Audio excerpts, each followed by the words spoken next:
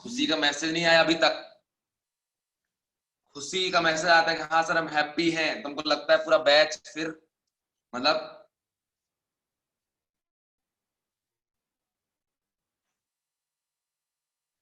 ओ ठीक है।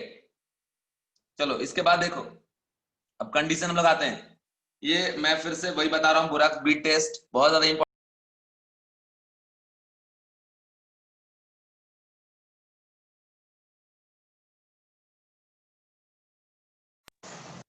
जो बीट टेस्ट है ना, ये डी ब्लॉक में भी आपको मिला होगा। ओके, डी ब्लॉक में भी। अब देखिए, ये जो ग्लासी बीड है, ये जो B2O3 है ना, ये ग्लासी बीड है। ओके, अब देखिए इसमें कंडीशन ये है कि जो B2O3 है, B2O3 इसका रिएक्शन हम करा दे रहे हैं CaO के साथ। ठीक है, समझ गए? Sorry, CO, cobalt oxide. ठीक है, तो जब B2O3 COO के साथ रिएक्ट करता है, तो रिएक्ट करने के बाद ये CO BO2 होल ट्वाइस, ठीक है, का फॉर्मेशन करता है। और ये जो बनता है ना, ये जो बनता है ना, इसका कलर होता है ब्लू। ठीक है, तो ये हो गया बीट टेस्ट। पूछता है कि जब ये हम लोग बोरैक्स का यूज किए बीट टेस्ट में, और उसका रिएक्शन एंड में हम करा रहे हैं सीओ के साथ, कोबाल्ट ऑक्साइड के साथ, तो किस कलर का फॉर्मेशन होगा, किस कलर के बीड का फॉर्मेशन होगा, तो आपको बताना पड़ेगा ब्लू। तो ये इंपॉर्टेंट है। ठीक है, क्या बन रहा है ये भी इंपॉर्टेंट है, कैसे बन रहा है ये इंपॉर्टेंट। सबसे पहला स्टेप, ये बोरेक्स लिए, इसको हीट किए, B2O3 बना, फिर इस B2O3 का हमने कोबाल्ट ऑक्साइड के साथ रिएक्शन कराया तो BO2 होल ट्वाइस बना।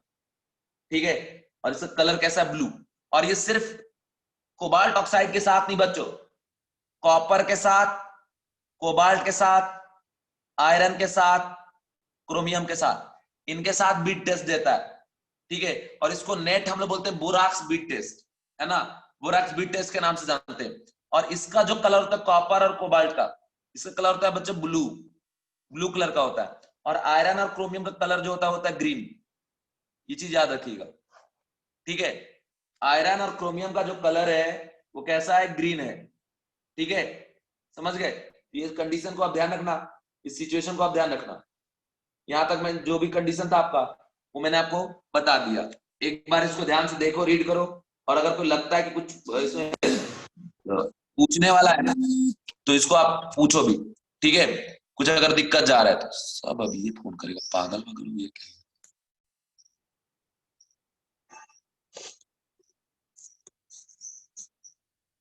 ठीक है, इसको लिखिए।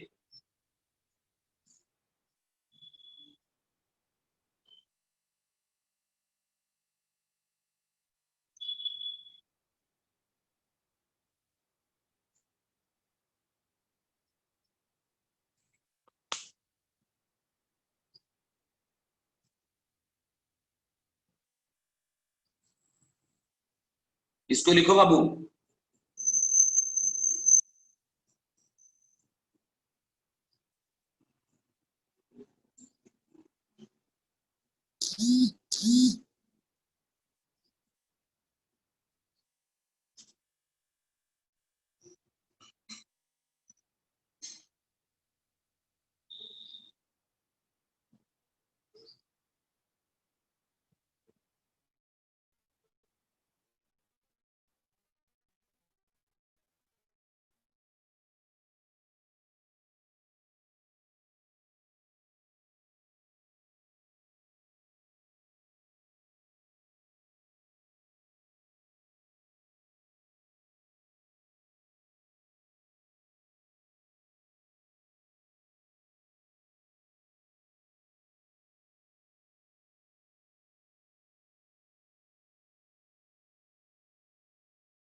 सभी लोग कर दिए, ठीक है।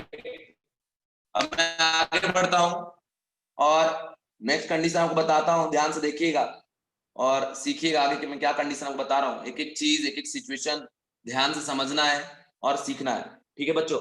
अब मैं आपको बताने जा रहा हूं कि आप प्रिपरेशन कैसे करेंगे B2H6 का। मतलब मेनली जो हम लोग पढ़ रहे हैं ना बच्चों, मेनली हम लोग पढ़ रहे हैं बोरॉन के ही कंपाउंड, ठीक है ना। बोरॉन से रिलेटेड जो भी कंपाउंड है उन्हीं को पहले डिटेल में पढ़ेंगे, एक एक कंडीशन, उसके बाद जाएंगे दूसरे सेक्शन में। जैसे अभी हमने B2O3 पे डिटेल में सारी बातें कर लिया है ना। अब हम लोग जो बात करने जा रहे हैं वो जा रहे हैं बोरॉन से रिलेटेड हाइड्राइड पे और डिफरेंट डिफरेंट कंपाउंड पे। तो पहले आप हेडिंग में लिखिएगा कि बोरॉन, बोरॉन हाइड्राइड। ये अपने आप में समझ लो चैप्टर जैसा है, ठीक है, ध्यान से समझना। जैसे आपको ब्रेक कर करके मैं पढ़ा रहा हूं ऐसे आप भी ध्यान से रीड करना, हड़बड़ी नहीं होना, ठीक है। समझ गए क्या? सबसे पहली बात कि जो बोरॉन हाइड्राइड होता है ना, कि बोरॉन का जब हाइड्रोजन के साथ बॉन्ड मतलब कंपाउंड बनेगा, बोरॉन और हाइड्रोजन मिलके, तो जो कंपाउंड बनता है उसको हम क्या बोलेंगे? बोरॉन हाइड्राइड, ठीक है। और एक बात मैं आपको बता देता हूं कि BH3 जो है ये होता है बोरॉन हाइड्राइड, बट BH3 के फॉर्म में एग्जिस्ट नहीं करता, ये exist as a dimer, okay. Dimer exist करता है, मतलब जैसे मोनोमर होता है वैसे ही डाइमर होता है, उसी तरीके से ये डाइमर के फॉर्म में एग्जिस्ट करता है, ठीक है। अब एक बात और बता दूं कि जैसे हमने आपको बताया था कि BF3 या BCl3 या BI3 में बैक बॉन्डिंग होता है, बैक बॉन्डिंग, ठीक है, बैक बॉन्डिंग होता है। वैसे बैक बॉन्डिंग BH3 के केस में बिल्कुल ही नहीं होता बच्चों, ये कंडीशन आप ध्यान रखना। BH3 के केस में back bonding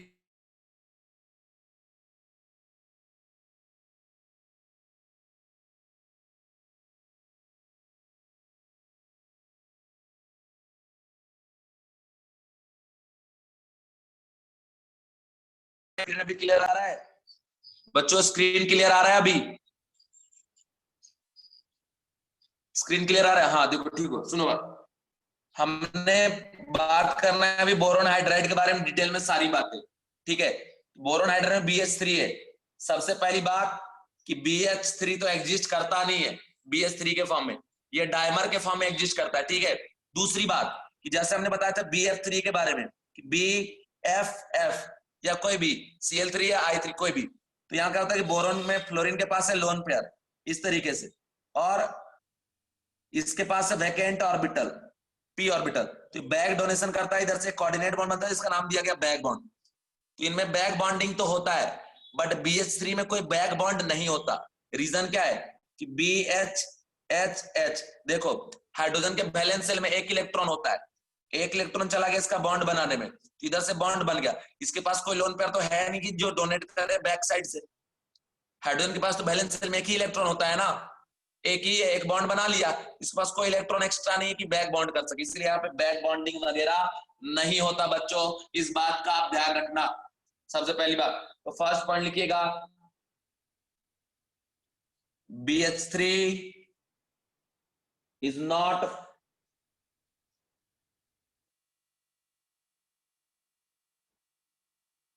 formed as p pi p pi p pi p pi back bonding,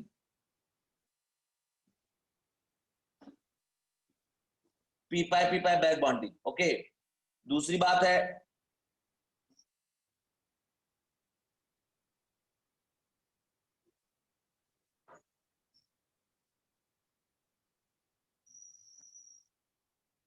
p pi p pi back bonding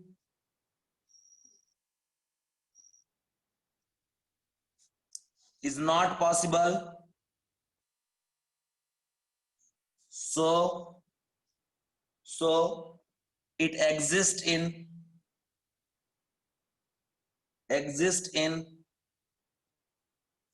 form of dimer, dimer which is known as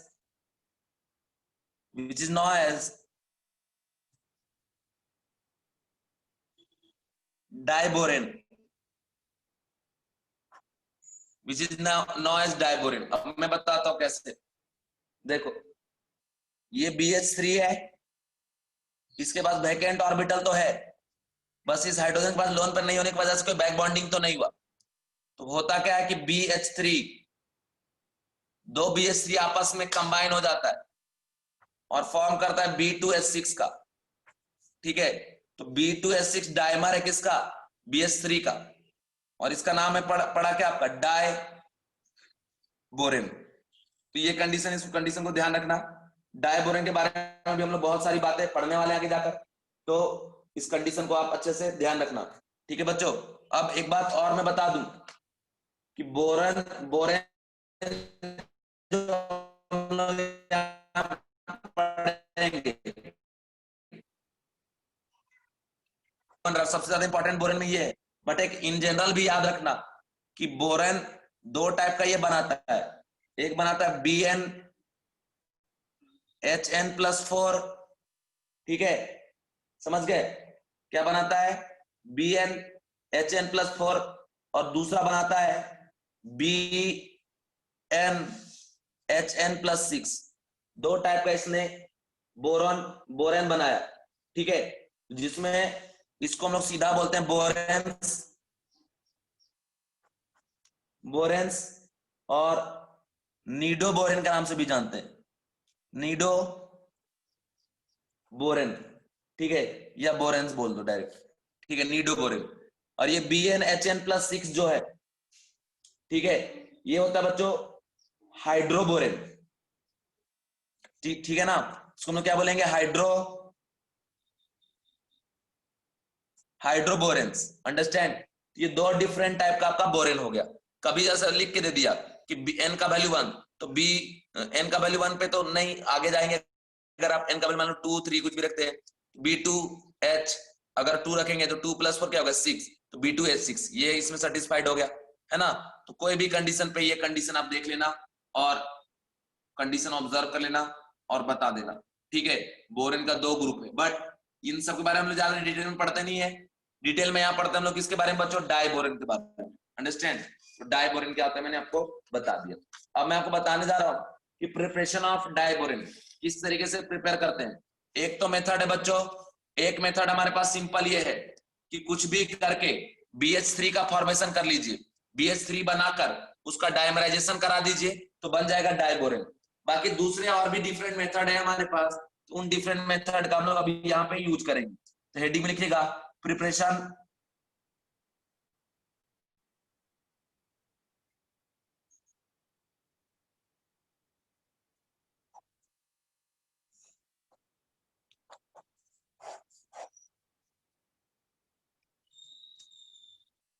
of B2H6।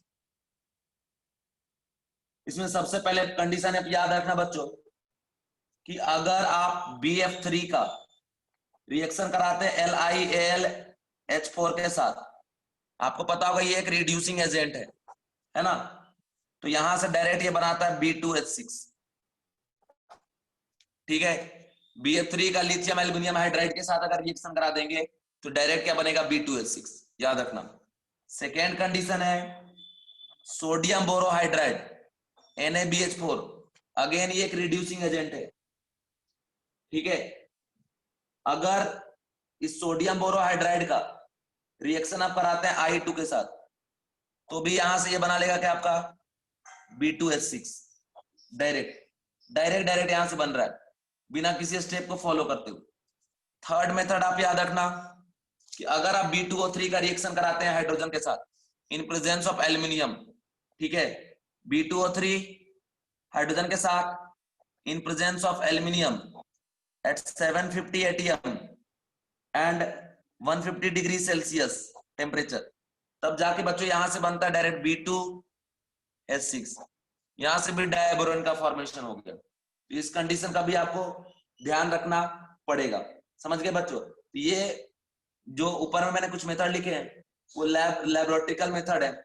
अगर industrial level पे आपको preparation करना है बहुत ज्यादा amount में, तो फिर आप क्या करेंगे कि BF3 का रिएक्शन आप करा देंगे NaH के साथ, सोडियम हाइड्राइड के साथ, है ना? तो कंडीशन क्या होता है कि यहाँ से F निकलता है वो NH आ जाता है, H आ जाता है B के साथ, यहाँ से प्रोडक्ट बनाता है B2H6। और ये इंडस्ट्रियल मेथड है बच्चों प्रिपरेशन का, इंडस्ट्रियल मेथड, बहुत लार्ज क्वांटिटी में अगर आपको चाहिए इस मेथड का हम लोग यूज करते हैं। एक और कंडीशन आपको मैं बता दूं कि बोरॉन ट्राइक्लोराइड BCl3 का रिएक्शन आप अगर H2 के साथ कराते हैं, है ना, और यहाँ पे आप इलेक्ट्रिक डिस्चार्ज करवाते हैं, इलेक्ट्रिक डिस्चार्ज, इलेक्ट्रिसिटी के प्रेजेंस में अगर ये रिएक्शन आप करा रहे हैं, तब जाके यहां से क्या बन जाएगा बच्चों, यहां से तब भी प्रोडक्ट बन जाता है आपका B2H6, ठीक है, B2H6। ओके, तो ये कंडीशन है आपका, इस कंडीशन का आप ध्यान रखना, सिचुएशन को आप ध्यान रखना। अंडरस्टैंड बच्चों, यहां तक बातें समझ में आ गई आपको? कोई प्रॉब्लम किसी को बताओ, कोई प्रॉब्लम है किसी को? यहां तक में किसी को कोई दिक्कत है जल्दी बोलो, फिर आगे बढ़ूंगा, आगे बढ़ूंगा। Give me answer please. कोई प्रॉब्लम किसी को? सच बोलो, नहीं है? ठीक है, अब आगे बढ़ते हैं। और आगे अब मैं बताने जा रहा हूं बच्चों स्ट्रक्चर ऑफ B2H6, जो कि अपने आप में बहुत ज्यादा इंपॉर्टेंट है। और ये स्ट्रक्चर आपने केमिकल बॉन्डिंग में भी पढ़ा होगा, है ना, क्योंकि ये स्ट्रक्चर मेनली केमिकल बॉन्डिंग में लोग पढ़ते हैं, बट मैं आपको यहां भी बताने जा रहा हूं। ध्यान से लिखेंगे structure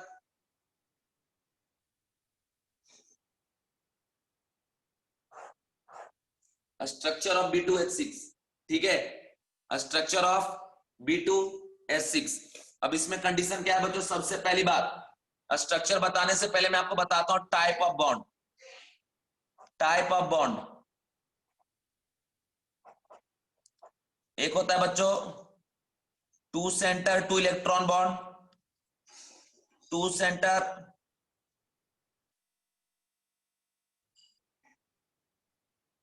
three centre two electron bond. इसका मतलब क्या है?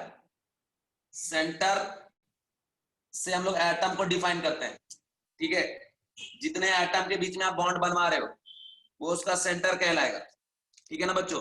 अब कंडीशन ये है कि आप कितने एटम का यूज कर रहे हैं और उसके बीच में कितना इलेक्ट्रॉन का यूज हो रहा है। अगर दो एटम के बीच में दो इलेक्ट्रॉन का आप यूज कर रहे हैं, हम लोग उसका नाम देते हैं two centre two electron bond. जैसे बच्चों सीधा सा मान लो ए है और बी है, इसके बीच में दो इलेक्ट्रॉन ऐसे, जैसे नॉर्मल सब सारे बॉन्ड जो आप पढ़ते हो, ये बॉन्ड कौन सा हो गया? Two centre two electron bond, ठीक है। इसको इस नाम से भी हम लोग जानते हैं, जैसे नॉर्मल सिग्मा पाई जो आप पढ़ते हैं ना, तो दो एटम के बीच में बनता है और दो एटम के बीच में दो इलेक्ट्रॉन होता है, इसका नाम क्या पड़ा एक और? Two centre two electron bond. अब ये क्यों बता रहे हैं? कभी कभी एग्जाम में पूछता है कि बताओ इस कोई मॉलिक्यूल लिख के देगा, बोले बताइए इस मॉलिक्यूल में कितने two centre two electron bond है, या आपसे पूछे बताओ कितने three centre two electron bond है। तो पहले तो आपने ये समझ लिया कि ये मान लो फर्स्ट सेंटर है और ये आपका सेकेंड सेंटर है, ठीक है, दो सेंटर के बीच में दो इलेक्ट्रॉन यूज हुआ, तो इसको हम लोग बोल दिए two centre two electron bond. अब बच्चों मैं आपको बताता हूं कि three centre two electron bond क्या होता है। ध्यान से देखिए, three centre two electron bond condition है, देखो ए बी और इधर है सी, ठीक है। मान लो यहाँ पे दो इलेक्ट्रॉन प्रेजेंट है, ठीक है, इन दो इसके बीच में इसके पास इलेक्ट्रॉन है कि यहाँ पे शेयर करके बॉन्ड बना सके, बट होता क्या है कि बहुत फास्ट साइमल्टेनियसली ये पेयर ऑफ इलेक्ट्रॉन अगर मूव करके यहाँ जाए जंप करके और फिर यहाँ से यहाँ आए, दोनों पोजीशन को बैलेंस करे ये दो इलेक्ट्रॉन, मतलब इस बी के साथ ए भी एसोसिएटेड है और इस बी के साथ सी भी एसोसिएटेड है, बट सी के पास यहाँ इलेक्ट्रॉन डोनेट करने के लिए नहीं है और ना ही इस बी के पास इलेक्ट्रॉन डोनेट करने के लिए। तो क्या कर रहा है कि ये जो ए और बी के बीच में जो दो इलेक्ट्रॉन है उसी इलेक्ट्रॉन को साइमल्टेनियसली जंप करवा रहा है, कभी यहाँ कभी यहाँ कभी यहाँ कभी यहाँ कभी यहाँ कभी यहाँ, और ये इतना फास्ट होता है ना कि आप और हम देख के समझ ही नहीं पाइएगा कि यहाँ पे है कि यहाँ पे है। इसलिए साइमल्टेनियसली हम लोग समझते हैं कि ये बॉन्ड यहाँ भी है और यहाँ भी है, और इसको इस तरह से दिखाते बच्चों ए बी सी, इस तरीके से इधर दिखा देते हैं कि इन दोनों के बी जो है दोनों के बीच में कॉमन है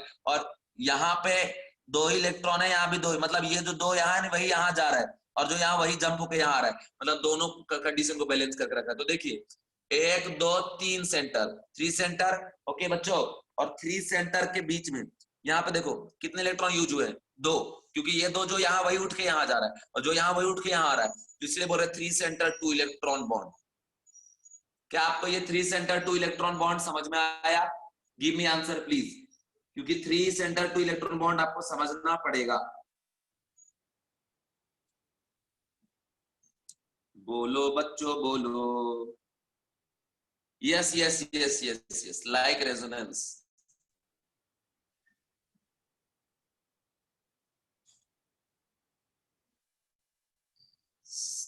3 सेंटर 2 इलेक्ट्रॉन बॉन्ड समझ में आ गया।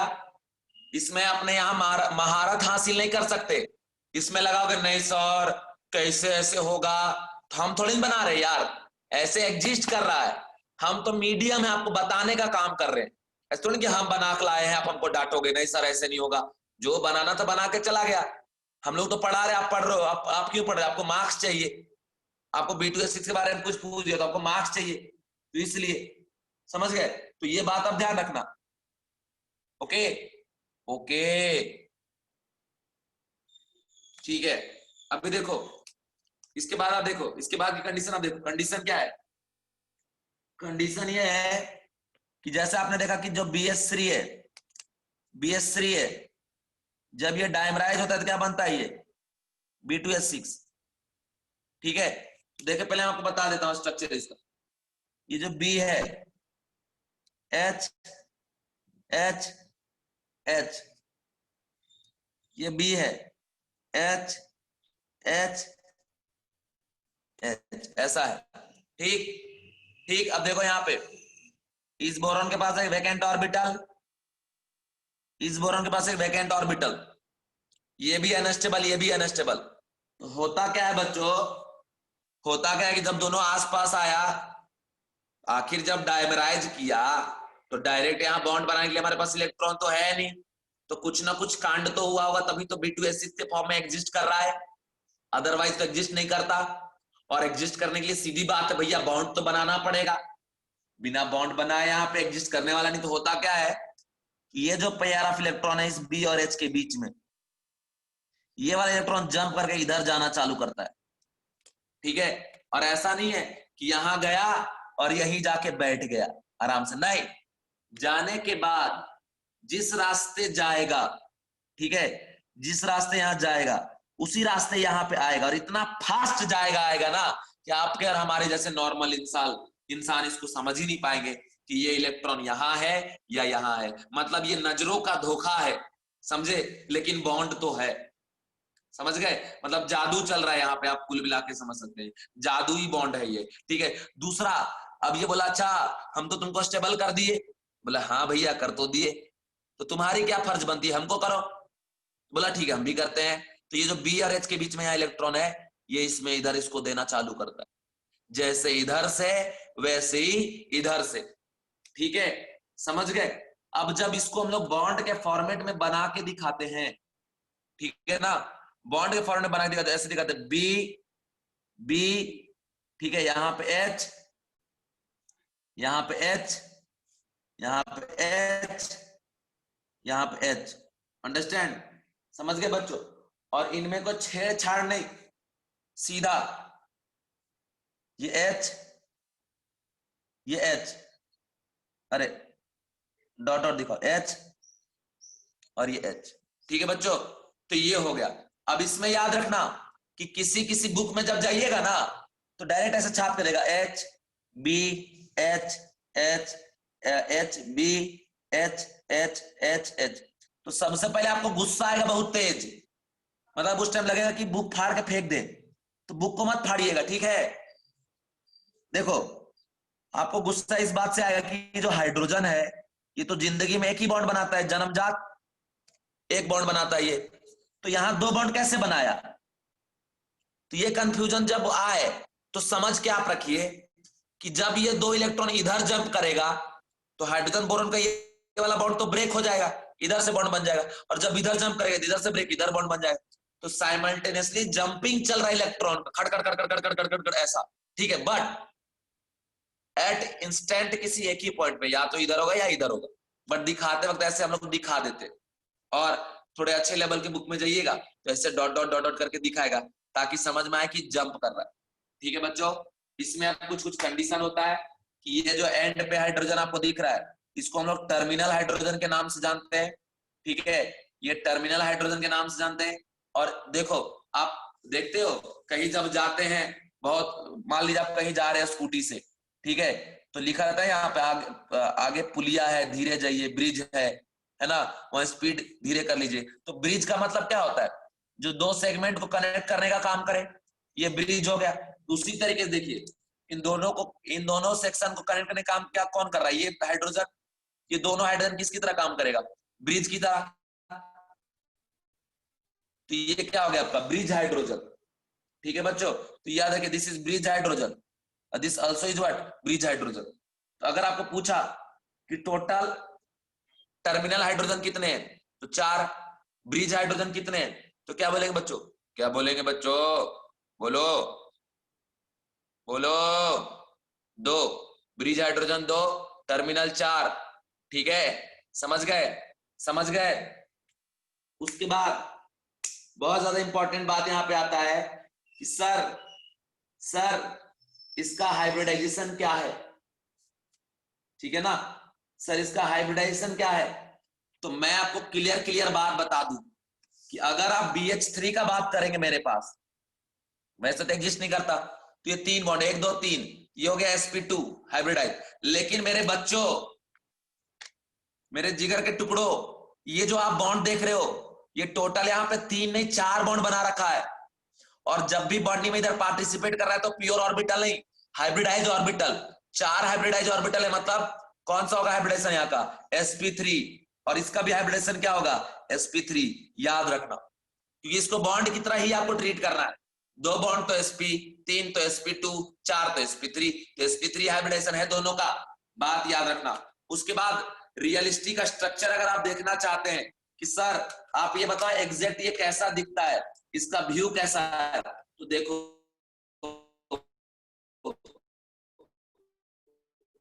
मैं आपको व्यू दिखाता हूं इसका। देखिए जैसे ये देखो इस तरीके से, ये देखो इस तरीके से, देखो कैसा, मान लो ये है, दिख रहा है तुम लोग को,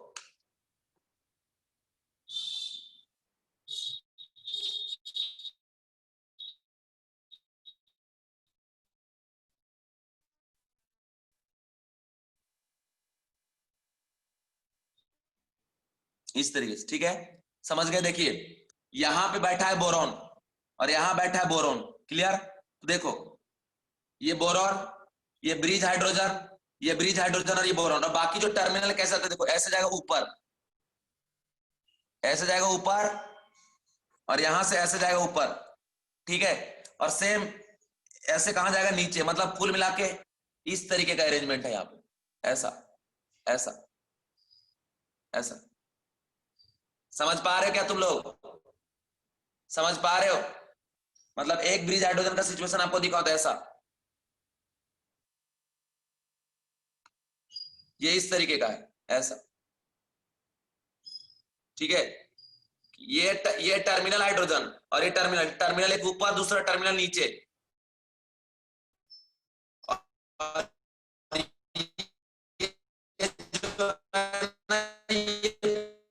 प्लेन पे इस तरीके से, समझो, यस, ठीक। तो देखो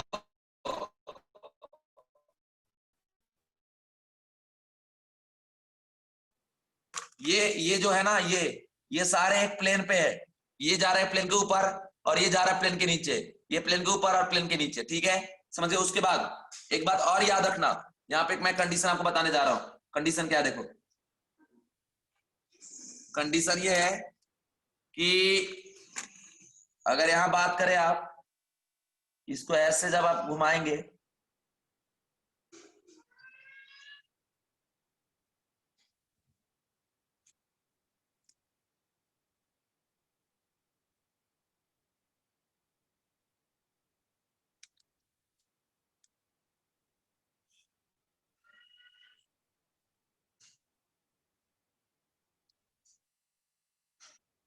ठीक है, तो देखिए ये बनाना के शेप में जा रहा है, इसलिए इसको लोग बनाना बॉन्ड बोलते हैं।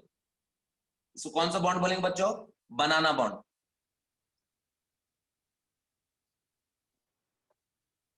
बनाना बॉन्ड। ये भी कौन सा बॉन्ड है, बनाना बॉन्ड। तो देखिए एक बनाना ऊपर से ऐसा बॉन्ड बन रहा है और एक बनाना बॉन्ड इधर से बने, तो टोटल बनाना बॉन्ड कितना हो गया? दो, 1 and 1 2। तो ये बात याद रखना कि B2H6 कंटेन 2 बनाना बॉन्ड, और बनाना बॉन्ड में कौन इन्वॉल्व है? तो देखिए ये देखिए ये इलेक्ट्रॉन यहां जम करके जा रहा है, मतलब क्या?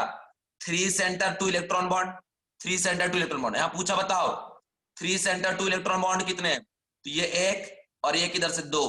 2 सेंटर 2 इलेक्ट्रॉन बॉन्ड कितने हैं?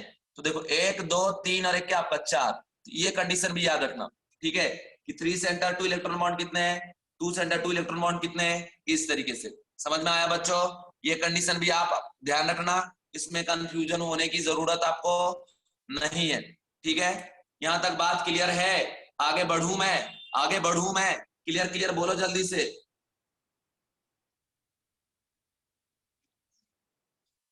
ठीक, तो कुल मिला के याद रखना कि बनाना बॉन्ड हम क्यों उसको कहेंगे, क्योंकि बनाना शेप में जा रहा है, इसलिए बनाना bond.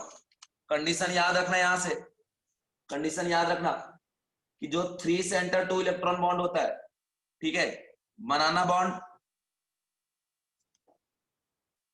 Is equal to what? 3 centre 2 electron bond, ठीक है, जो कि नंबर वाइज दो है। फिर से स्ट्रक्चर अगर यहां बना है B B H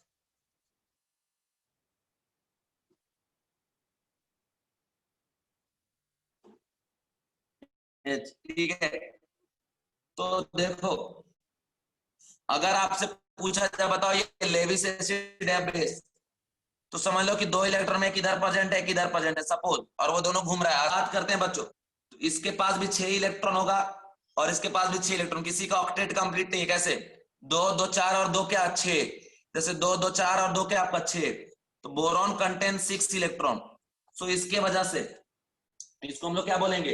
Lewis acid, क्योंकि इसका ऑक्टेट क्या आपका इनकम्प्लीट। यहाँ पे 2 इलेक्ट्रॉन है, यहाँ पे 2 इलेक्ट्रॉन है, यहाँ 2 इलेक्ट्रॉन है, यहाँ 2 इलेक्ट्रॉन है, ठीक है, समझ गए? तो 6 इलेक्ट्रॉन कंटेन बोरॉन, तो ये कैसा हो गया आपका इलेक्ट्रॉन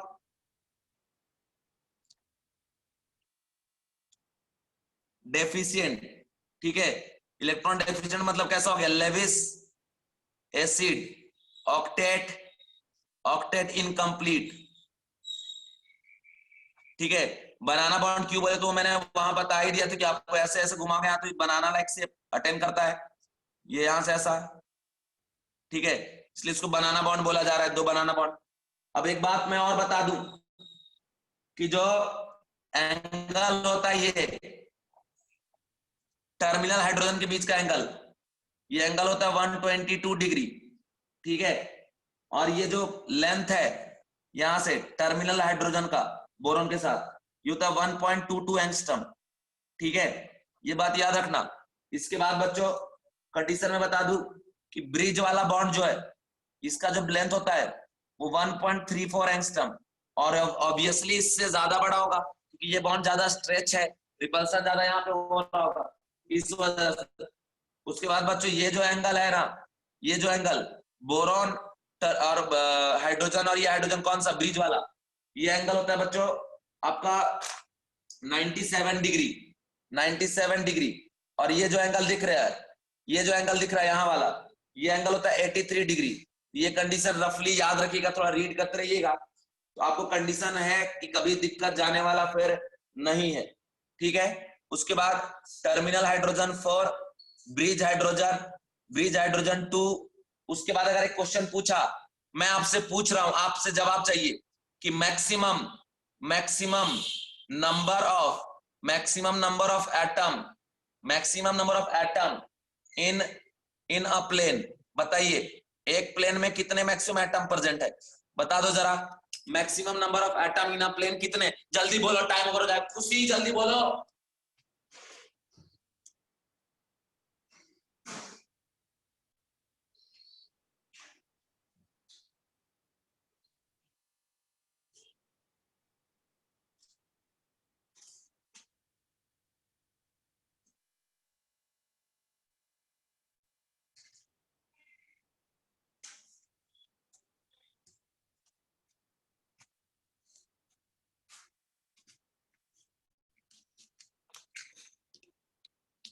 आगे आंसर आ गया? आ गया, बोलो बोलो।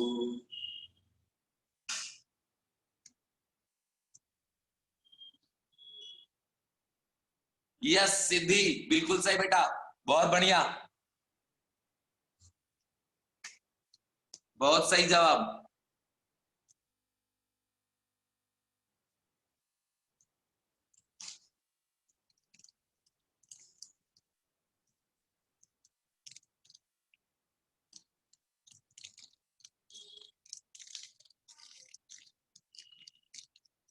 एक बच्चे का आंसर आया सिद्धि का, बाकी बच्चों का आंसर नहीं आया। बाकी बच्चे आंसर देना चाहेंगे या मैं बताऊं?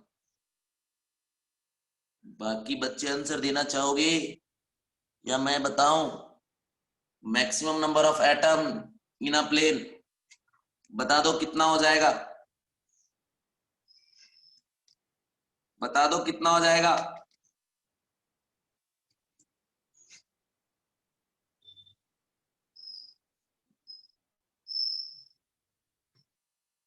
देखो देखो देखो, मैं बताता हूं। ये देखो, सपोज, गौर से देखो, इसको देख रहे हो ना? ये दिख रहा है क्लियर तुम लोगों को? यहां